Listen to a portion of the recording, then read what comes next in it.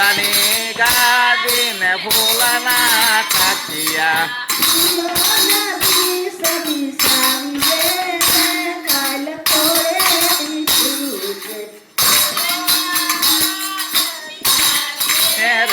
કાલ કોણે દીધી છે